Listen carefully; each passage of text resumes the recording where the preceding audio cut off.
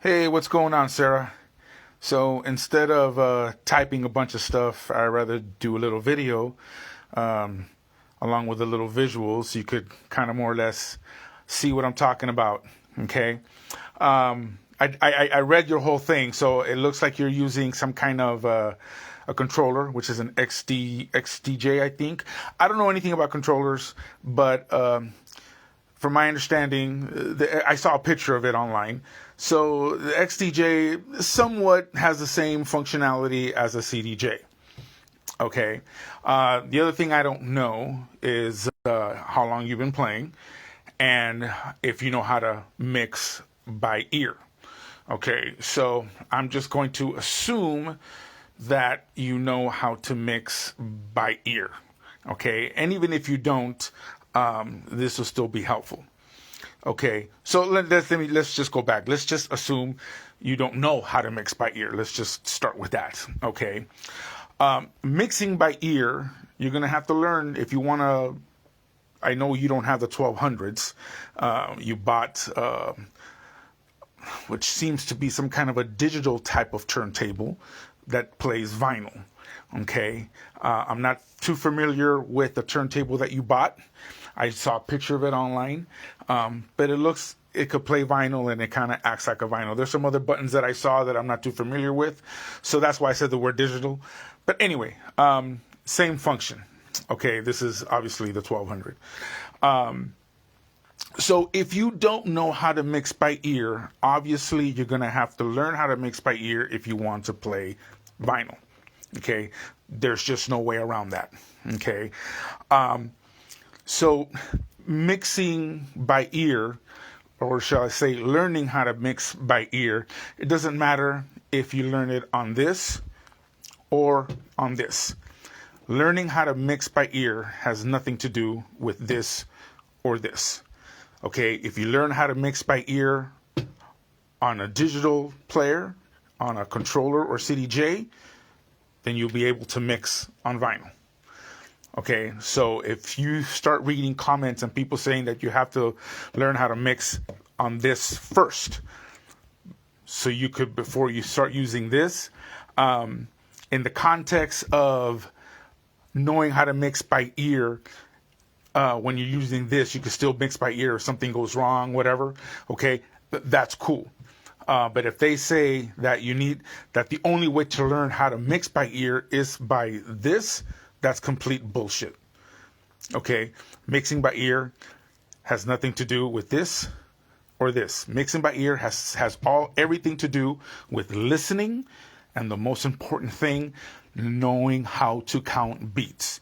So if you've been a DJ on using this, I'm going to assume you know how to count beats, which is rule number one on learning how to mix by ear.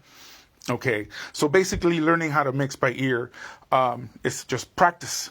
Okay, just like on a controller or CDJ, you have the pitch control. Okay, so as soon as you hit play, you need to, by listening, you need to, if you need to slow it down or speed it up, vice versa right here, slow it down or speed it up. Okay, that's just that practice. That's all it does. It just takes practice. As far as transitioning from a controller CDJ deal to vinyl, that's just something that you're going to have to get used to. Okay, when a controller, you hit play, you have, the track's already going, and when you want to bring the track back to the beginning, you hit Q, and the track goes back to the beginning. Well, on vinyl, obviously you can't do that, so you're going to have to get used to picking up the needle, putting it on the record, and finding the beginning by pushing it forward. Once you find the beginning, the first kick or the first beat, you feel it right there, and then you could stop it, and then you continue to do whatever else you need to do. When you're trying to beat match, okay, you find with your hand, you find the beginning, And when you're counting beats, just like you would do on a CDJ or a controller, 1, 2, 3, 4, 1, 2, 3, 4, you release, and then that's when you adjust the pitch to get the beat match. Okay. Unlike a controller, by hitting the Q, you go back to the beginning, you have to pick up the needle and put it back in the beginning of the record, and then finding the first kick of the beat. Okay. And then you repeat the process. And then as far as adjusting the beats, as far as helping you find the pitch or find the beat, that's all going to be on you. Some DJs only use this. Some DJs use a combination of this and their hand, pushing it forward, slowing it down with their finger as they do this too. That's going to be a journey that you're going to have to discover on what works for you. Okay? There's really no right or wrong way to do it. It's just what's easier, more comfortable for you. Some DJs, as they're transitioning from one record to the next, they have their hand on the pitch control and they're writing it out. Some DJs don't do that. Some DJs do all this while they're queuing it up on their headphones.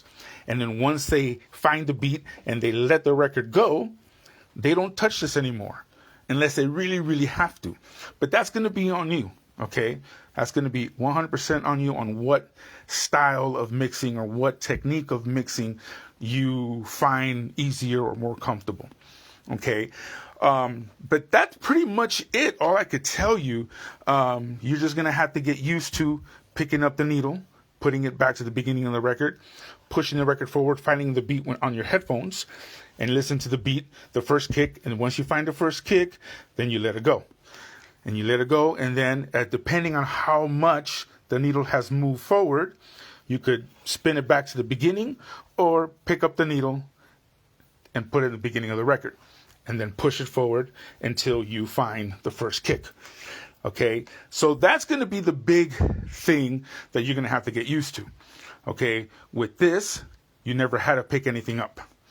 All right, so that's pretty much it. All I could tell you as far as transitioning from digital to vinyl, okay, and again, learning how to beat mix. That's going to be a journey. If you don't know how to beat mix by ear, that's something that's just practice, practice, and practice, okay? If you already know how to mix by ear, then, yeah, all you have to worry about is just getting used to the tone arm, getting used to hitting this, getting used to pushing the record backward, forward, and all that to find the part of the song that you want. Most likely it'll be the beginning. When you find the first kick, there it is, and then you let it go, and then getting used to this, okay?